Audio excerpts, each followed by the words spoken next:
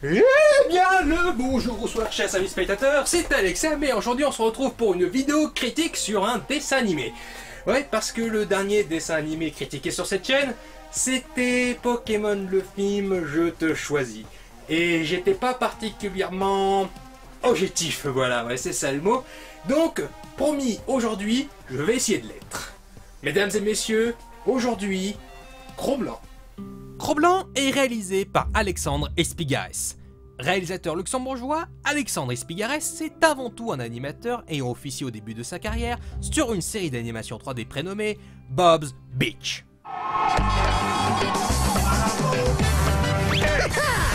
He come from far away. He come from Brooklyn town. Never meant to stay, but he liked the island sound. Ouais, enfin c'est pas plus ridicule que des kangourous qui font du basket et qui essaient de sortir avec une humaine. Et je viens d'avoir des images répugnantes dans ma tête, c'est juste horrible. Enfin bref, Alexandre Espigares va travailler en tant qu'animateur sur Pollux le manège enchanté, le roman de Renard, Fly to the Moon, numéro 9, Happy Feet 2, puis sur des épisodes de Star Wars Clone Wars et de Galactic Football. Il va également travailler sur les effets visuels de quelques épisodes de Sleepy Hollow et sur les films comme Iron Man 3, Riddick et également de... La poudre à prout du professeur Séraphin. Voilà. Il y a des fois, il y a des films qui feraient mieux de pas exister. Mais le plus intéressant, c'est qu'Alexandre Espigares va co-réaliser avec Laurent Witz, qui lui aura écrit l'intégralité de ce petit film, Mister Hublot en 2013. Court-métrage important, 250 000 € de budget, un petit film d'une durée de 11 minutes, 3 ans de travail et un Oscar du meilleur court-métrage d'animation en 2014. Et non, ils ne l'ont pas volé ce prix. Mister Hublot, qui a été inspiré des travaux du sculpteur Stéphane Halleux, est un excellent court-métrage. Très créatif, le film se passe dans un univers robotique rétro-futuriste. Il est également bien réalisé, usant de timelapse efficaces et bien utilisé et nous montre un univers bizarre mais cohérent. Le court-métrage a même un humour pas trop cartoonesque pour ne pas céder à la facilité, et dégage une sincérité et une passion dans ce qu'il entreprend. Pourquoi je précise autant la carrière d'Alexandre Espigares? Parce que sa carrière montre qu'il est polyvalent, quel que soit le genre ou le style de production dans lequel il se trouve. C'est pour insister également sur son côté débrouillard et ingénieux. Parce qu'il faut le savoir, Cro-Blanc est sa première réalisation en solo et que son film témoigne d'une volonté de bien faire. Cro-Blanc est une nouvelle adaptation du livre de Jack London, que je n'ai pas lu, et déjà adapté plusieurs fois auparavant, dont je n'ai vu aucune des autres adaptations. Bah dis donc, moi c'est de mieux en mieux. Le film d'Alexandre Espigares raconte l'histoire de...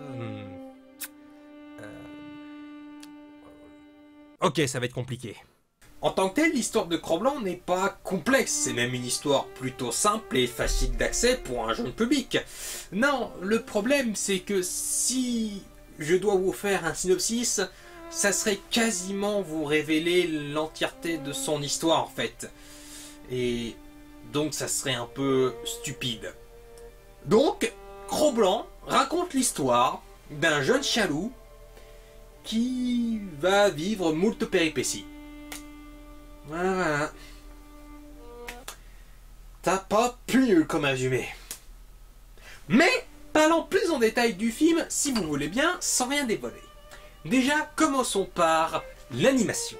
Non mais vas-y, il est trop moche ton dessin animé là, je veux dire, ça ressemble à rien du tout, je veux dire, c'est immonde, c'est dégueulasse, je veux dire, c'est moche. Je veux dire, je préfère largement les Disney, je veux dire, au moins ça, Disney ça ressemble à quelque chose. Ça, c'est dégueulasse, c'est moche.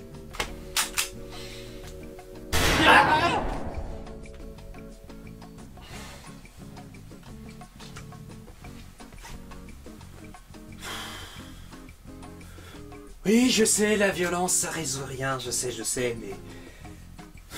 Des fois, ça fait du bien.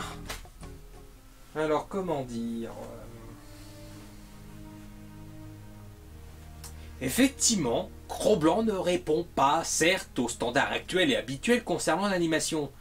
Mais c'est juste qu'on est tellement habitué aux productions Disney, Pixar, DreamWorks, qui sont tellement belles et fluides, que oui, sur le moment, Cro-Blanc peut paraître moche. Mais il y a un paramètre à prendre en compte. Le budget d'un Disney ou d'un Pixar avoisine généralement de nos jours les 150 millions de dollars. Alors que Cro-Blanc aurait coûté que 10 millions d'euros. Donc l'écart est quand même très élevé. L'animation est fluide. Les mouvements des personnages ou des animaux sont suffisamment détaillés pour ne pas qu'on sente les keyframes, les moments clés de l'animation. Les visages sont eux aussi détaillés, assez expressifs et représentés de manière réaliste. Cro-Blanc a une vraie patte, lol, graphique. En fait, Alexandre Espigares et toute son équipe ont utilisé des couches de peinture et de la motion capture pour créer l'ambiance visuelle et le style d'animation du long métrage. Pour moi, l'essentiel de l'image devait reposer sur la peinture, sur le travail à la main, peint sur les personnages et sur les décors. Et c'est tout le challenge, c'est que cette peinture-là soit 60-70% de l'information qu'on va voir à l'écran. Éclairée avec les moyens de la 3D, c'est-à-dire en se posant sur une véritable volumétrie qui permet des mouvements de caméra, qui permet un cinéma ample, dynamique. Mais à la base, il y a vraiment une peinture animée. Et du coup, la technique de la motion capture qui consiste donc à capturer les mouvements d'un acteur et de les transposer sur un personnage en 3D, cette technique nous paraissait pertinente. Et c'est leur mouvement et leur incarnation du personnage qui va être retranscrit dans le dessin animé. Et donc, même si c'est un film d'animation, il y a quand même cette fibre humaine qui est conservée. Donc, non, Cro-Blanc n'est pas moche. D'autant plus qu'il y a également un travail sur l'éclairage et de la lumière qui rend vivants les décors et les paysages qui eux sont déjà bien vivants de base. Ce travail sur la lumière permet à Cro-Blanc de ne pas être comme certains dessins animés en 3D, vide visuellement et que tout paraisse plat. Cet élément visuel est clairement le gros plus de ce long métrage. Je le répète, mais non, Cro-Blanc n'est pas moche. Certes, il est loin de la perfection visuelle qu'est par exemple Zootopie, mais Cro-Blanc n'a pas à jalouser ses productions blockbusters animés familiaux. Et pourtant, Dieu sait que j'adore Zootopie. Mais c'est pas une bonne raison pour les comparer. C'est comme vouloir comparer deux enfants dont l'un est porté sur les sciences et dont l'autre est porté sur les arts. Les deux vont réussir, mais pas de la même façon et pas de la même manière. Ils ont tous les deux leurs forces et leurs faiblesses. Il est donc inutile de les comparer. Mais le manque de budget ici n'est pas valable pour l'animation, mais plutôt pour le scénario. Bien que la réalisation d'Alexandre Espigares soit efficace par moments, le scénario est quelque peu lisse et enfantin. Mais on retrouve dans Cro-Blanc le même parti pris que Mister Hublot. C'est-à-dire de faire du personnage principal un muet et de comprendre son point de vue par le biais de la réalisation et de la musique. Musique composée par Bruno Collet, qui est intéressante, très chouette à entendre et qui est en parfaite harmonie avec le film. Puis le doublage français est bon, Raphaël Personnaz qui joue un personnage qui peut paraître brut mais qui est en fait sympathique. Virginie Fira qui est très douce sans Maggie et mention spéciale à Dominique Pinon qui est toujours aussi expressif. Surtout aussi le fait, si Alexandre Espigares voulait faire de Cro-Blanc un personnage muet, c'est avant tout pour ne pas surexpliciter l'intrigue et prendre à contre-pied les productions animées qui mettent en scène des animaux où ils se sentent obligés de les faire parler pour expliciter l'intrigue aux enfants. Ici, le réalisateur ne prend pas son jeune public pour des imbéciles et ça fait du bien de voir ça. Et surtout, le fait aussi que les animaux ont des animations proches de la réalité. Ce qui, là encore, est un parti pris bienvenu et bien exécuté. Là où je trouve le scénario du film un peu lisse, c'est qu'il est extrêmement manichéen. Il y a des gentils, il y a des méchants et il n'y a rien au milieu. Puis enfantin dans le sens où certaines situations se résolvent facilement et sans grande difficulté.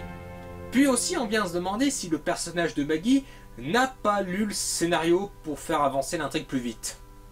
C'est là le problème du budget du film. C'est qu'ils n'ont pas le temps pour développer certains points du scénario qui sont fondamentaux. Alors que certaines scènes avancent trop rapidement, on voit qu'ils essayent de prendre le temps pour certaines autres scènes. Par exemple, excepté les 5 premières minutes du film, les 10-15 premières minutes suivantes sont muettes et sont réservées à l'enfance de Cro-Blanc et à la relation qu'il entretient avec sa mère. Je suis persuadé qu'avec 5 ou 10 millions d'euros de plus, ils auraient pu faire un film un peu plus long et ou au moins allonger certaines scènes nécessaires au développement des personnages.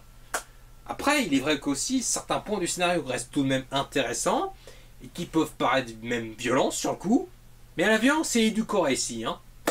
Et après aussi, les enfants doivent pouvoir comprendre l'intrigue, et que s'ils doivent être révoltés durant certaines scènes, eh ben ils le seront. Comme quoi, Alexandre Espigares a fait du bon travail sur ce point de vue-là. En définitif, Cro-Blanc est un sympathique et bon film familial que tout le monde peut voir. Il est beau visuellement à tel point que certains plans peuvent faire penser à des tableaux si on fait pause. Et même si le scénario a quelques problèmes, manque de développement et use de facilité, il reste suffisamment consistant, cohérent et intelligent pour parler à un large public. Surtout qu'il propose un deuxième sens de lecture, critiquant les bons côtés, la douceur, le courage, et les mauvais côtés, la cupidité, la violence de l'homme, et traitant du passage de l'enfance à l'âge adulte. Donc oui, Cro-Blanc est un film honnête et qu'il faut soutenir.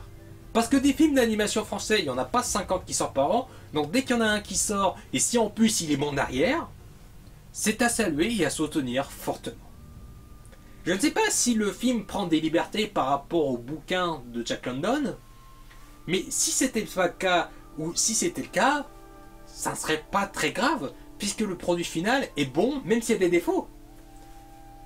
Après, tous les films ont des défauts. Hein. Après, ça dépend aussi sur quel type de défauts on en a affaire, parce que des fois, ces défauts peuvent nous gêner durant le visionnage et peuvent même complètement détruire la cohérence d'un film. Mais ici, les défauts ne sont pas majeurs, ne sont pas importants, puisque ce sont des défauts mineurs qui ne nous empêchent pas de passer un bon moment devant ce film, que ce soit en famille ou tout seul, parce que ce film peut nous faire rêver, peut nous faire réfléchir, peut nous émerveiller, ou soit juste voir ce film pour le plaisir de le voir ou de le revoir.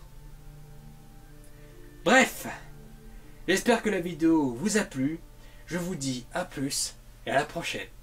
Salut. Et en fait, je vous ai dit ou pas que Cro-Blanc était super mignon dans le film? Je veux une peluche Cro-Blanc.